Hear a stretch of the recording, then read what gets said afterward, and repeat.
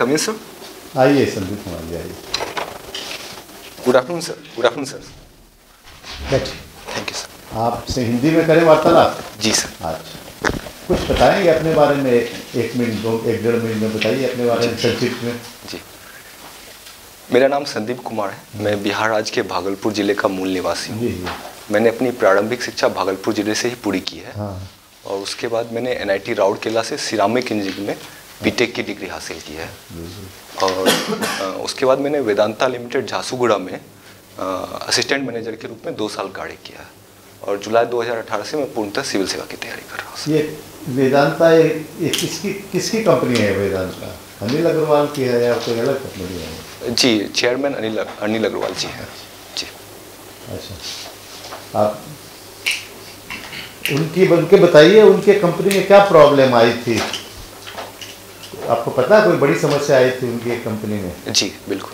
क्या हुआ था? उड़ीसा में ही जो नियामगिरी हिल में माइनिंग का प्रोजेक्ट। उड़ीसा में नहीं और जी, उसके कॉपर के कहीं के जी, टूटीकोरिन में कॉपर में 2017 में ये हुआ था सर। और वहाँ पे पॉल्यूशन के कारण लोगों ने प्रोटेस्ट किया था।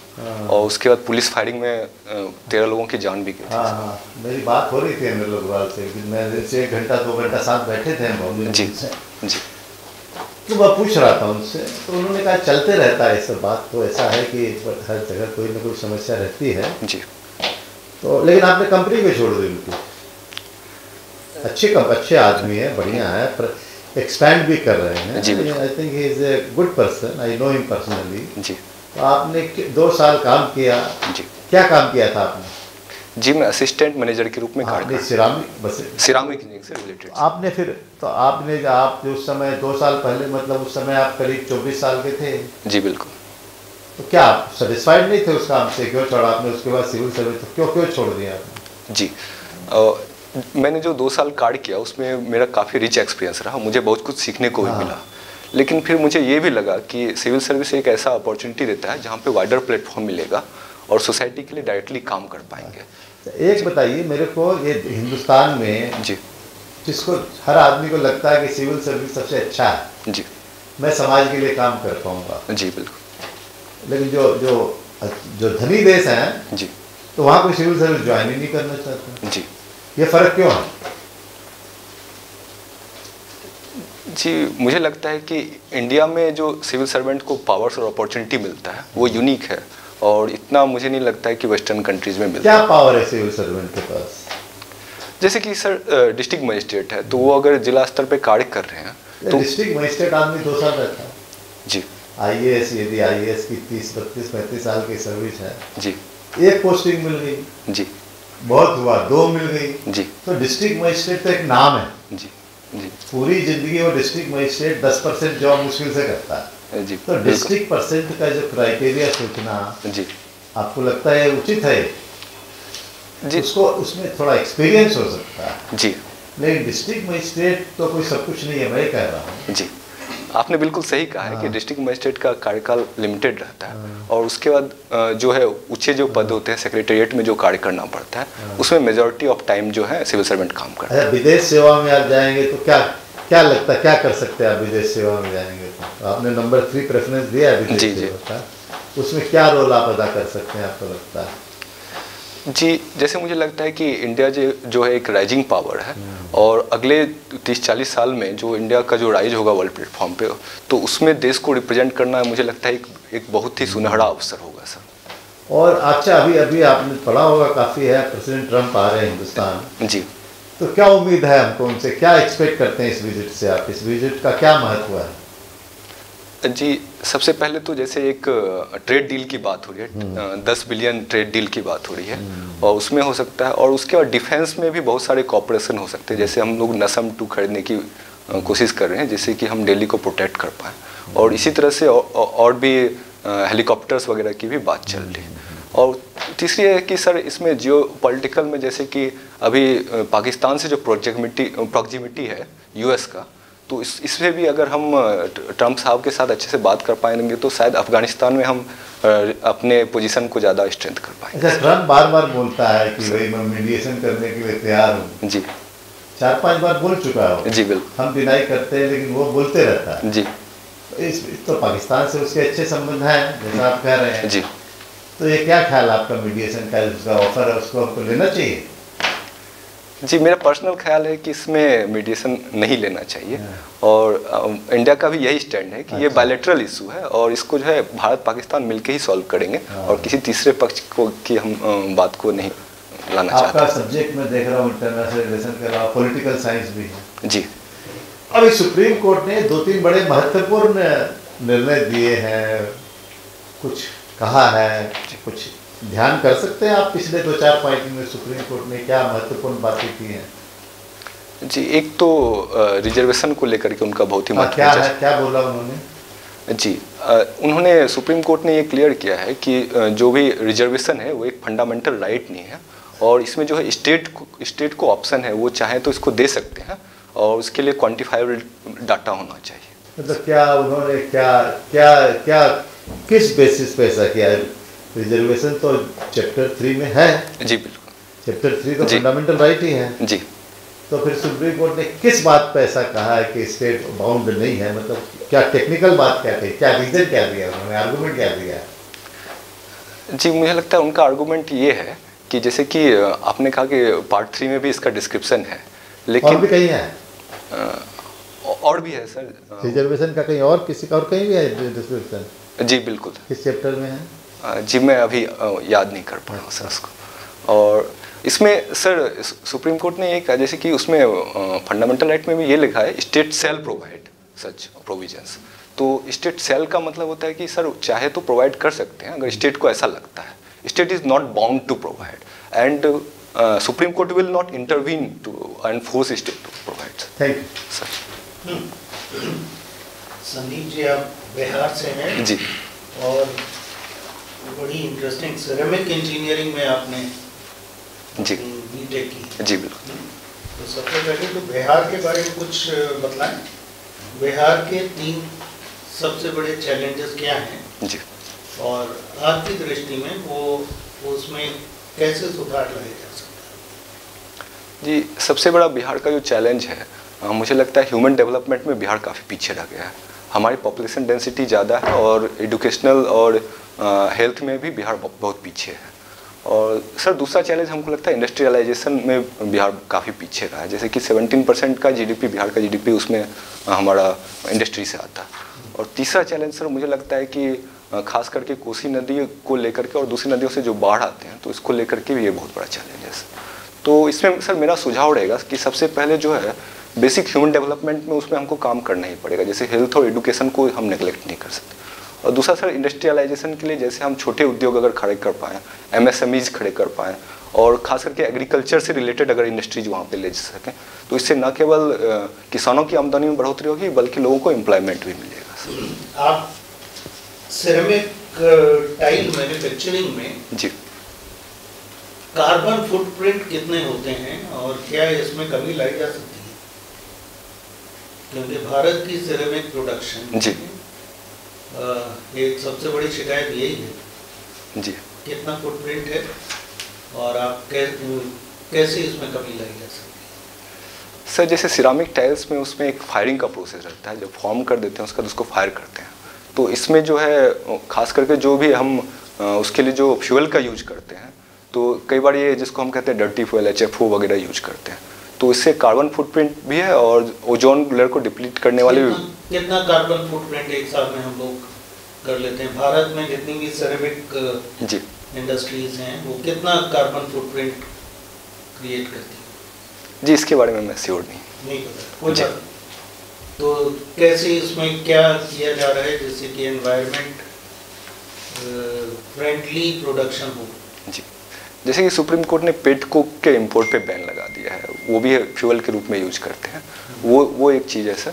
और उसके बाद अगर फायरिंग प्रोसेस में हम इस तरह से कुछ ले सकें, इलेक्ट्रिकल हीटिंग इस तरह से अगर कर पाएँ और इलेक्ट्रिसिटी जो है रिन्यूएबल एनर्जी से जनरेट करें। कोई दिक्कत आ रही है उसको करने में? आपने तो इंस्टीट्यूट से किया है, क्या उसमें आपको ये नहीं बताया गया कि इलेक्ट्रिक हीटिंग जी संभव है? जी इलेक्ट्रिक हीटिंग बिल्कुल संभव है और ये बहुत सारे फर्नेस इलेक्ट्रिकल होते भी हैं। और लेकिन सबसे बड़ा प्रॉब्लम होता है कि सर अगर हम इलेक्ट्रिसिटी अगर रिन्यूएबल एनर्जी से जनरेट ना करें तो उसमें फिर कार्बन फुटप्रिंट भी तो कम नहीं होगा सर। इसका इंटीग्रेशन विद एनवायरनमेंट बहुत पुअर है। जी। जब एक्सकेवेशन होते हैं तो उसमें मिट्टी के बर्तन भी निकलते हैं। जी। और इसी तरह सेरेमिक टाइल्स भी ये एनवायरनमेंट फ्रेंडली नहीं होती है। जी। तो क्या करना चाहिए कि हम लोग एनवायरनमेंट फ्रेंडली सेरेमिक टाइल्स बना पाएँ? पहले तो सर जो भी रॉ मटेरियल्स जो हम लोग जहाँ से भी निकालते हैं तो उसमें अगर हम एनवायरनमेंट फ्रेंडली अप्रोच को ला सकें। किसी ने काम किया है इस विषय में? क्योंकि ये तो आप तभी जवाब दे पाएंगे जब आपको मालूम है कि किसी ने इसमें कोई टेक्नोलॉजी एग्जिस्ट करती है जो जिसको प्रमोट करती है। जी, जैसे कि हमारे बॉक्साइट माइनिंग होते हैं तो उसमें बहुत सारे अवशेष रह जाते हैं, वेस्ट के रूप में जाते हैं। अगर उससे हम सिरामिक मटेरियल प्रोड्यूस करें तो ये भी एक आया है सर इसमें। अच्छा, आपने बजट देखा इस बार का? जी सर। जी सर। बजट में एक बड़ा इंटरेस्टिंग स्टेटमेंट आया था, विवाद से विश्वास तक। जी। विवाद से विश्वास तक। जी। ये क्या इंगित करता है? सरकार की कौन सी धारणा इसको इंगित करता है? सर ये इनकम टैक्स से रिलेटेड स्कीम था और इसमें जो जैसे कि हमारा जो अभी टैक्सेशन का प्रोसेस है तो उसमें बहुत सारे विवाद होते हैं, जैसे कि कितना टैक्सेशन होना चाहिए और उसके जजमेंट को लेकर के फिर होता है। जैसे कहते हैं एक तरह से टैक्स टेररिज्म, लोग परेशान होते हैं टैक्स देने में। तो सरकार का ये प्रस्ताव है कि टैक्स प्रोसेस को ईजी किया जाए और इसमें क्लैरिटी लाया जाए और इसमें जो भी इस तरह के जो डिस्क्रिशनरी पावर रहते हैं उसको कम किया जाए। थोड़ा दोबारा देखिएगा। जी। विवाद से विश्वास तक कई चीजें हैं। जी बिल्कुल। आपने 2018 में नौकरी छोड़ दी। जी बिल्कुल। वेदांता की। जी।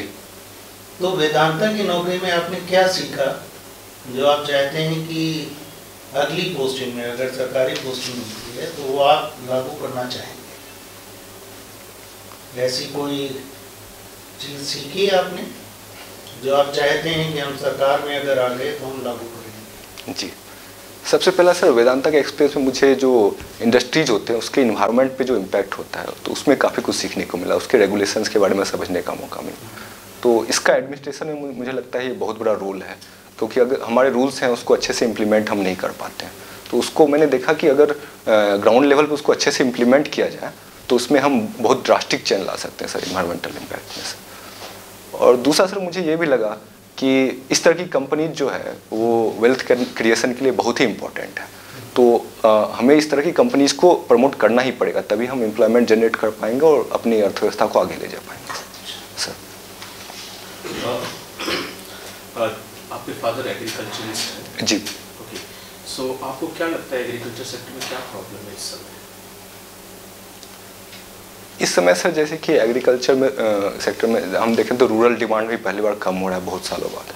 तो और उसके बाद मुझे सबसे बड़ा प्रॉब्लम ये लगता है सर कि फार्मर्स को जो है उसको अपने प्रोड्यूस का एक्चुअल प्राइस नहीं मिल पाता है, बिचौलियों ज़्यादा इसमें कमा लेते हैं। और जैसे कि अशोक दलवाई कमेटी आई थी तो उन्होंने भी इस बात को मानना था कि 15 से 40% जो ही है वो फाइनल कंज्यूमर का वो किसानों तक जाता है, जो कि मुझे लगता है बहुत ही कम है। तो आपने कहा कि रूरल डिमांड कम हो गया, इसकी वजह से वो प्रॉब्लम आ रही है। तो रूरल डिमांड क्यों कम हो गया है? जी, इसमें कहीं ना कहीं मुझे लगता है किसानों की आमदनी ये रिफ्लेक्ट करता है, क्योंकि रूरल एरिया में ज़्यादातर किसान लोग रहते हैं। तो अगर उनकी आमदनी ज़्यादा नहीं होगी तो रूरल डिमांड में प्रॉब्लम आएगा सर। उनकी आमदनी कम होने की क्या रीज़न है? सर जैसे कि हम देखें कि पिछले 2 सालों में जैसे फूड प्राइसेस भी काफ़ी क्रैश हुए हैं और हालांकि अभी उसमें राइज हुआ है, तो वो एक फैक्टर है सर। और दूसरा सर कि अभी तक हमारे स्वतंत्रता के 70 साल बाद भी जो हमारे 50% लोग हैं वो खेती पर ही निर्भर हैं, जबकि जीडीपी में इसका हिस्सा केवल 16% है। तो इसके कारण जो है लोगों जो इस पर डिपेंडेंट है उसकी आमदनी काफ़ी कम है। तो इसके कारण भी मुझे लगता है कहीं ना कहीं रूरल डिमांड पर इम्पैक्ट पड़ रहा है सर। रूरल अगर आप देखें तो उनको प्राइस नहीं मिल पा रही है, आपका कहने का मतलब है? जी बिल्कुल। ओके, प्राइस MSP आप करना चाहते हैं? जी, मिनिमम सपोर्ट प्राइस, न्यूनतम समर्थन। जी। न्यूनतम समर्थन मूल्य कैसे तय किया जाता है, आप बता सकते हैं? जी, इसमें जो फाइनली इसमें एक कमिटी रहता है, committee of agriculture price and ऐसा ही करके कुछ है सर। और वो जो है रिकमेंड करती है। आप अगर ने देखा होगा तो रिसेंटली कुछ कंट्रोवर्सी आई थी जी न्यूनतम समर्थन मूल्य को लेकर, वो कंट्रोवर्सी क्या थी? सर इसमें जैसे कि न्यूनतम समर्थन मूल्य जो है उसको इसमें ये बात की गई थी जो भी प्रोडक्शन का जो कॉस्ट होगा उसके 1.5 टाइम्स हम उसको रखेंगे सर। वो क्या क्राइटेरिया था जिसके बेसिस पे 1.5 टाइम्स कह रहे थे? क्या आप उस क्राइटेरिया को बता सकते हैं? क्योंकि किसान कह रहे थे कि हमें 1.5 टाइम्स नहीं, जी, पर इस गवर्नमेंट जो है वो कह रही थी कि हमने 1.5 टाइम्स। जी जी, तो आप बता सकते हैं कि कोई कमेटी ने या क्या कंट्रोवर्सी था? कंट्रोवर्सी किस चीज़? जी, MS स्वामीनाथन कमेटी था, उन्होंने ये रिकमेंड किया था कि जो है फार्मर का जो प्रोड्यूस है उसका 1.5 मिलना चाहिए। और इसमें सर A2+FL ये फार्मूला अपनाया गया था। तो इसमें जो है जो भी हम उसके प्रोडक्शन के लिए जो इक्विपमेंट डालते हैं और उसमें जो उसका जो कॉस्ट आता है वो काउंट नहीं होता है, तो फार्मर चाहते थे कि ये भी उसमें A2+FL की बात की एंड देन स्वामीनाथन कमेटी ने सजेस्ट किया कि C2 फार्मूला होना चाहिए। जी, क्या बता सकते हैं इन दोनों में डिफरेंस क्या है? जी, उसमें सबसे बड़ा जो डिफरेंस है वही जो कैपिटल इनपुट जो होता है उसके प्राइस को हम इंक्लूड नहीं करते हैं, और जो भी उसमें जो कैपिटल गुड को खरीदने के लिए जो प्राइस लगता है उसका जो उसमें जो इंटरेस्ट होता है उसको भी इंक्लूड नहीं करते हैं। आप बिहार में रहते हैं, बिहार में एग्रीकल्चर से रिलेटेड क्या आपको प्रॉब्लम लगती है? वहाँ पे स्पेसिफिकली बिहार के लिए क्या प्रॉब्लम है? दिस आर द जनरल जो हमने देखा कि भारत में, बिहार में क्या स्पेसिफिक प्रॉब्लम है? मिट्टी तो देखें अच्छी है वहाँ, जी बिल्कुल, ना प्रोडक्शन वो अच्छी हो सकती है, तो क्या रीज़न है कि वो ग्रोथ नहीं हो पा रहा है वहाँ पे? और स्वतंत्रता के बाद हमने कॉन्टिन्यूसली वो ग्रोथ नहीं कर पाए, वो पर्टिकुलर रीज़न क्या प्रॉब्लम है? सर बिहार में मुझे लगता है खास करके जो पोस्ट हार्वेस्ट जो होता है उसका इंफ्रास्ट्रक्चर की कमी है और लिंकेजेस की कमी है, तो इसके कारण भी जैसे कि फार्मर्स का जो भी प्रोड्यूस होता है उसको मार्केट से लिंक करने के लिए या फिर एग्रीकल्चर प्रोसेसिंग इंडस्ट्री है उससे लिंकेज नहीं। पता हो तो गवर्नमेंट ने स्कीम्स भी लाई है मार्केटिंग के लिए, ई-नाम जी सुना होगा जी, तो ये सक्सेसफुल क्यों नहीं हो पा रही है?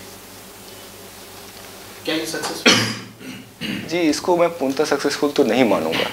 फेल्योर के क्या रीजन? सबसे बड़ा है कि इसमें जो इलेक्ट्रॉनिक जो कनेक्टिविटी की बात की गई है मार्केट को लेकर के, तो ये जो है कहीं डिस्ट्रिक्ट में एक जो मार्केट होगा उसी को कनेक्ट कर पाएंगे हम ज़्यादा से ज़्यादा, और उसके बाद क्या होगा कि सर जो किसान हैं वो उस मार्केट में बेचने के लिए आते नहीं हैं, तो बिचौलियों का रोल बच ही जाता है।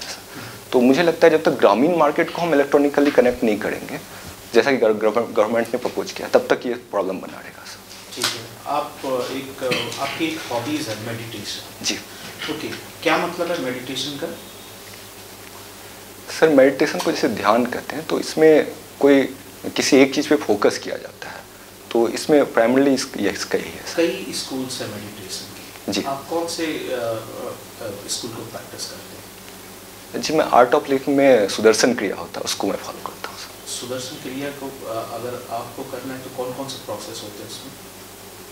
उसमें प्राणायाम से स्टार्ट होता है सर, और उसके बाद ओमकार का उच्चारण होता है, और उसके बाद सांसों के रिदम की बात होती है जिसको सोहम के साथ उसको रिलेट करते हैं। ओके, सो अगर आप जानते हो तो बिहार में भी एक ऐसा कोई स्कूल है मेडिटेशन का, जी वो कौन सा स्कूल है? जी, मुंगेर में ऐसा एक बिहार स्कूल ऑफ योगा करके आया है। कभी आपने सुना उनके बारे में? वो कौन से स्कूल की प्रैक्टिस करते हैं? जी, इसके बारे में पूर्णतः वर्ड नहीं। संदीप, आपके पास पॉलिटिकल साइंस एक सब्जेक्ट रहा है जी, और अभी आपने कुछ दिन पहले देखा होगा कि पॉलिटिकल कुछ हलचल हुई है जी दिल्ली में, राइट? जी, तो मैं आपसे पूछना चाहता हूँ, वो तो आपने देखा ही होगा कि as a student of politics, एक पॉलिटिकल साइंस के विद्यार्थी होने के नाते जो कुछ चेंजेस हो रहे हैं इसको जी, और कि कोई नए लोग आते हैं, एक पार्टी बनाते हैं और वो फिर लगातार जीत रहे हैं जी, और नेशनल पार्टीज भी हैं और रीजनल पार्टीज भी हैं, जी। सारी पार्टी में। As a student of political science आप इसको किस तरह से देखते हैं इन द टोटल सिनारियो जो इंडिया में पॉलिटिकल सिस्टम चल रहा है? सर इस तरह की पार्टी मुझे लगता है कि एक डेमोक्रेसी हमारा वाइब्रेंट है और लोग अवेयर हैं, ये इसको दर्शाता है, क्योंकि लोग बिल्कुल जो है जो भी पार्टीज हैं उसके काम को देख करके वोटिंग कर रहे हैं और रीजनल और नेशनल इश्यूज़ को अलग करके वोटिंग कर रहे हैं, तो ये मुझे लगता है एक तरह से वोटर में काफ़ी अवेयरनेस है सर, तो ये डेमोक्रेसी के लिए काफ़ी अच्छा है सर। आपको लगता है इससे डेमोक्रेटिक सिस्टम हमारा स्ट्रॉन्ग होगा? जी बिल्कुल। तो अगर ऐसे आपको लगे कि हर एक राज्य में इसी तरह का होने लग जाएगा जी, तो आपको क्या लगता है क्या होगा उसका? बहुत सारे पॉलिटिकल ग्रुप्स हैं, एक्टिविस्ट होंगे जी, वो भी पॉलिटिकल पार्टीज बना के आएंगे जी, तो आप क्या देख पाते हैं कि इंडिया का क्या असर होगा? सर जैसे कि नेशनल पार्टीज और रीजनल पार्टी में बहुत बार कॉन्फ्लिक्ट आता है सर, जैसे कि अभी भी जो CAA और NRC उसके कॉन्टेक्स्ट में भी देख रहे हैं, तो इस तरह के टेंशन आते हैं। लेकिन हमारा जो कॉन्स्टिट्यूशन है उसमें ये क्लियरली फेडरल है और यहाँ पे जो है नेशनल गवर्नमेंट है उसका जो है दायरा अलग बांटा हुआ है और स्टेट का अलग बांटा, और हालांकि कुछ इसमें ग्रे एरिया भी है जैसे कॉन्करेंट लिस्ट में है, तो ये सब है। लेकिन मुझे लगता है कि ये बाय डिजाइन है, इसमें सर कोई प्रॉब्लम नहीं है सर। अभी इंटरनेशनल पॉलिटिक्स में भी हुआ था इम्पीचमेंट का प्रोसेस जी, क्या मुझे बता सकते हैं briefly what is the process क्या है इम्पीच करने का? जी, ये अमेरिका के प्रेसिडेंट मिस्टर डोनाल्ड ट्रंप को इम्पीच करने के लिए बात की गई थी। तो उसमें वहाँ के कॉन्स्टिट्यूशन में इम्पीचमेंट का ये प्रोसेस है कि अगर किसी प्रेसिडेंट को हटाना है तो उन्होंने कोई हाई क्राइम किया हो या डिमीनियर किया हो जिससे कि मतलब उसका कॉन्स्टिट्यूशन का वायलेशन होता हो, तो वहाँ के जो हाउस ऑफ रिप्रेजेंटेटिव हैं और हाउस ऑफ सीनेट है, तो इन दोनों के पास पावर है कि वो इम्पीच कर सकते हैं। तो इसके लिए हाउस ऑफ रिप्रेजेंटेटिव में उसको इम्पीचमेंट का पावर दिया गया है जिसमें 50% मेजॉरिटी चाहिए, और सीनेट में सर स्पेशल मेजॉरिटी चाहिए 2/3 से सर। तो सर मैं आपको देख रहा हूँ कि आपने किया हुआ बीटेक जी in ceramic engineering which is unique अलग से है, एंड उसके बाद वेदांता में गए आप जो कि सिरेमिक से आपका जो काम था सिस्टम में सिरेमिक से जुड़ा हुआ था? जी बिल्कुल, सिरेमिक से जुड़ा था। और उसके बाद आप छोड़ के तैयारी कर रहे हैं सिविल सर्विसेज जी। आज की डेट में जो इंडियन सिस्टम है, पॉपुलेशन जो तेजी से हो रहा है, एक बहुत ही डेमोग्राफिक ट्रांजिशन से इंडिया गुजर रहा है जी। तो यूथ पॉपुलेशन है वो बहुत ज़्यादा जी, राइट? आप अवेयर हैं इस चीज़ के बारे में? क्या फिर होगा इंडिया में जी? जैसे अभी क्या रिपरकशंस होंगे जी, जैसे हम अभी बात करते हैं कि इंडिया डेमोग्राफिक डिविडेंड के फेज से गुजर रहा है और हमारे जो वर्किंग एज पॉपुलेशन है वो काफ़ी तेज़ी से बढ़ रहे हैं। जैसे कि इकोनॉमिक सर्वे ने ही बताया कि 2040 तक ये हमें प्रोपोर्शन ऑफ जो वर्किंग पीपल है वो बढ़ते रहेंगे। तो इसका सर बहुत सारी इम्प्लीकेशन है, खास करके इकोनॉमी पे इसका बहुत ही पॉजिटिव इम्पैक्ट होता है। इससे एक देश को एक अपॉर्चुनिटी मिलता है कि जो उसका लेबर कॉस्ट कम होता है और जो डिपेंडेंट पॉपुलेशन है वो कम रहते हैं। तो इस फेज में हाई इकोनॉमिक ग्रोथ को अचीव किया जा सकता है। और सर दूसरा सर ये लगता है कि मुझे सर ये सोशल पर्सपेक्टिव में भी ये काफ़ी इम्पॉर्टेंट है, क्योंकि अगर हमारे पास यूथ पॉपुलेशन ज़्यादा है तो हम यूथ के एनर्जी को चैनलाइज कर सकते हैं। तो इस फेज में सर बहुत सारे जो है हम अपॉर्चुनिटीज जो है अगर हम पॉलिटिकल पर्सपेक्टिव में मिल लें तो इसको हम रीप कर सकते हैं सर। चंद्र नहीं सोचते कि बहुत बड़ा खतरा भी है कि आज की डेट में मतलब वो कहते हैं कि 65% पॉपुलेशन जो 35 साल से कम उम्र के जी लोग हैं उसमें, यूथ है उसमें जी, तो इतने जॉब्स ही नहीं है हमारे पास कि इतने करें। तो आपको लगता नहीं कि एम्प्लॉयमेंट का बहुत भयंकर सिचुएशन आने वाला? जी बिल्कुल, अगर हम डेमोग्राफिक डिविडेंड को अच्छे से रीप नहीं कर पाए तो ये एक डेमोग्राफिक डिजास्टर भी हो सकता है। तो ये तब होगा सर कि अगर हम अपने लोगों को स्किल नहीं कर पाएँ, उसको पढ़ा नहीं पाएँ या उसके हेल्थ को ठीक से मैनेज नहीं कर पाएँ। और दूसरा सर स्किलिंग के बाद आता है कि अगर हम जॉब क्रिएट ना कर पाएँ, तो ये दोनों परपेक्ष में इसका ध्यान रखना पड़ेगा। तो इसलिए मुझे लगता है कि इसमें जैसे कि इंडस्ट्रियलाइजेशन और MSMEs और ऐसे प्रोडक्ट हमको बनाने पड़ेंगे जिसको हम पूरी दुनिया में एक्सपोर्ट कर पाएँ। तो जैसे कि अभी बात चले जैसे कि मोबाइल फ़ोन्स वगैरह हैं जो भी नेटवर्क प्रोडक्ट हैं, उसमें अगर हम स्पेशलाइज कर पाएँ तो इससे लोगों को रोज़गार मिलेगा सर। आपने कहीं मैंने देखा कि आपने लिखा में पोइट्री भी एक हॉबी है जी, तो आप लिखते भी हैं या पढ़ते हैं पोइट्री?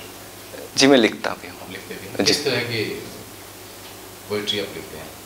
जी मैं ज़्यादातर नेचर और स्पिरिचुअलिटी ये 2 सब्जेक्ट पे लिखता हूँ सर। नेचर और स्पिरिचुअलिटी पे लिखते हैं जी। कोई ऐसा पोएट जो कि स्पिरिचुअलिटी पे लिखता है? हिंदी में आप ऑब्वियसली लिखते होंगे? जी नहीं, मैं अंग्रेजी में लिखता हूँ। आप इंग्लिश में लिखते हैं? जी बहुत बढ़िया। तो कौन सा आपका फेवरेट पोएट है? जी मेरा फेवरेट पोएट लाल देद है, वो कश्मीरी पोएट थी 14th सेंचुरी के, वो इंडिया में फेवरेट है। उसके बाद अरविंदो घोष भी मुझे अच्छे लगते हैं। बिल्कुल, वेरी गुड। अच्छा एक पोएम है जो मैं कभी कभी देखता हूँ कि कोशिश करने वालों की कभी हार नहीं होती। जी, ये किसने लिखी हुई है, सुना है? जी मैंने सुना है, मैं श्योर नहीं हूँ कि उन्होंने लिखा है सर। Thank you sir. ठीक है, तो संजीवी सिंसा बिहार से हैं। जी ठीक है, मुझे ये बताइए बिहार में कितने शहरों में स्मार्ट सिटी में काम चल रहा है? सर अभी तक 4 सिटीज़ को सिलेक्ट किया गया है। इसमें पटना है, मुजफ्फरपुर है, बिहार शरीफ और भागलपुर है सर। अगर हम इसको कंपेयर करते हैं बाकी स्टेट से तो ये 4 बहुत कम है जी। इसका क्या रीज़न है? पहला सवाल। दूसरा सवाल ये है, एक शहर को स्मार्ट सिटी चुनने के लिए क्या क्राइटेरिया होते हैं? जी, जैसा मुझे लगता है कि जो कम है बिहार में, तो इसका जो भी स्मार्ट सिटीज़ को बनाने के लिए एक बात की गई थी, उसके एप्लीकेशन उसमें डालना था स्टेट्स को, जो भी सिटीज़ को बनाना चाहते थे स्मार्ट सिटी। तो इसमें कुछ ऐसे क्राइटेरिया थे जो कि मिनिमम वहाँ पे कुछ ऐसा सिस्टम होना चाहिए जो कि SPV बना के इसको इम्प्लीमेंट कर सके सर। और इसमें एग्जैक्टली क्या क्या क्राइटेरिया है ये मुझे अभी याद नहीं है सर। ठीक है, सिंस आप पॉलिटिकल साइंस बैकग्राउंड से हैं, अभी हाल ही में दिल्ली चुनाव के नतीजे आए थे जी। और अगर हम देश में लीडिंग पार्टी बीजेपी की बात करें तो उसका परफॉर्मेंस उम्मीद के अनुसार कुछ अच्छा नहीं रहा सर। आप इसके क्या मेन कारण देखते हैं? सबसे बड़ा कारण मैं देखता हूँ कि जो पुरानी आपकी जो सरकार थी, तो इसको लेकर के लोगों में ये भाव था कि इन्होंने अच्छा काम किया है पिछले 5 सालों में। और इसमें जैसे कि एडुकेशन में मुझे लगता है पर्सनली कि इसमें काफ़ी अच्छा काम किया है। और बहुत तरह के पॉपुलिस्ट मेजर भी लिए थे, जैसे कि इलेक्ट्रिसिटी का कॉस्ट कम कर दिया गया था लोगों पर, और लेडीज़ को जो है वो मुफ्त में पब्लिक ट्रांसपोर्ट की सुविधा की बात की गई है।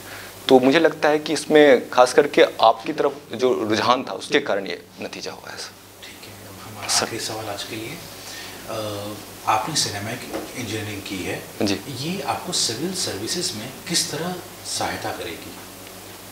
सर देखिए, सिरामिक इंजीनियरिंग में पहला तो सर जो मेरा जॉब एक्सपीरियंस रहा है, तो इससे मुझे काफ़ी कुछ इंडस्ट्री के बारे में समझने को मिला है और इंडस्ट्रियलाइजेशन के इम्पोर्टेंस को, तो ये मुझे लगता है ये सबसे इम्पोर्टेंट है। दूसरा से जैसे कि हम नॉन मेटेलिक मटेरियल्स लें तो इसमें MSME में काफ़ी हम अपॉर्चुनिटीज़ क्रिएट कर सकते हैं। जैसे टाइल्स की बात होती है सर, रिफ्रैक्टरीज की बात होती है, ग्लास की बात होती है। तो इसको लेकर के मुझे लगता है कि मुझे इसमें ज़्यादा समझ है, तो इसमें अगर किसी एरिया में अगर इसमें काम कर पाऊँ तो इसमें एक्सपोर्ट भी प्रमोट हो सकता है और लोगों के लिए एम्प्लॉयमेंट भी क्रिएट किया जा सकता है सर। ठीक है सर, ये बताइए, आपने IPS दिया है नंबर 2 प्रेफरेंस जी। तो इंडिया में बहुत दिन से पुलिस के बारे में सवाल उठते हैं, पुलिस रिफॉर्म के बारे में जी, काफ़ी बातें उठती रहती हैं। क्या ख्याल आपका पुलिस रिफॉर्म के बारे में? पढ़ा आपने, सुना है पुलिस रिफॉर्म की? जी। क्या ख्याल है आपका, कैसे रिफॉर्म किया जाए इसको, क्या रिकमेंडेशन है? क्योंकि पुलिस और जनता में काफ़ी डिस्कनेक्ट है। जी बिल्कुल। ये भी है। दूसरा ये है कि पुलिस इंडिपेंडेंट नहीं है, बहुत लोग ये बात करते हैं। तो 1-2 क्या रिफॉर्म जरूरी है आपके हिसाब से? देखिए सर, आपने जैसे बताया कि प्रकाश सिंह बादल का केस हुआ था 2006 में, तो इसमें सुप्रीम कोर्ट ने रिकमेंडेशन दिए थे पुलिस रिफॉर्म को लेकर के। उस बात को 13 साल हो गए। जी सर, उसको ठीक से इम्प्लीमेंट सरकार क्यों नहीं कर रही है? सर इसमें सबसे पहला मुझे लगता है कि जो स्टेट गवर्नमेंट है, जो उनका पुलिस के ऊपर जो कंट्रोल है वो उसको कम नहीं करना चाहते हैं, तो इसका एक पॉलिटिकल रीजन भी हो सकता है सर। और क्या रीजन है दूसरा? दूसरा सर मुझे लगता है कि इंफ्रास्ट्रक्चर में भी पुलिस को उस तरह से हम प्रोवाइड नहीं कर पा रहे हैं। और तीसरा सर क्या नहीं प्रोवाइड कर पा रहे हैं? जैसे इंफ्रास्ट्रक्चर में जो भी उसकी कमी है सर, जैसे कि डिजिटलाइजेशन की बात करें या फिर पुलिस को सफिशिएंट इक्विपमेंट अवेलेबल है। तो रिफॉर्म उसका तो रिफॉर्म करने से अच्छा ही रहेगा। यदि रिफॉर्म होगा जी, तो वो तो कारण कैसे हुआ बताइए? वो तो रिफॉर्म करेंगे तो डिजिटलाइजेशन की भी उसके साथ ही जाएगा ना जी। और बताइए। और तीसरा जैसा आपने कहा कि पुलिस और जनता में डिस्कनेक्ट है, तो जैसे कि पुलिस अभी भी बहुत हद तक जो कॉलोनियलिज्म का जो ट्रेंड था और उस समय जैसे काम करे, तो अभी भी बहुत वैसे ही काम कर। तो रिफॉर्म क्यों नहीं कर रही फिर सरकार? यही तो पूछ रहा हूँ आपसे सर। तो रिफॉर्म में तो सर मुझे मेनली पॉलिटिकल रीजन ही लगता है। ठीक, आप वेट करिए, हम आपको 2 मिनट में बुलाते हैं। ओके, बात हो जाएगी। Thank you sir, thank you sir.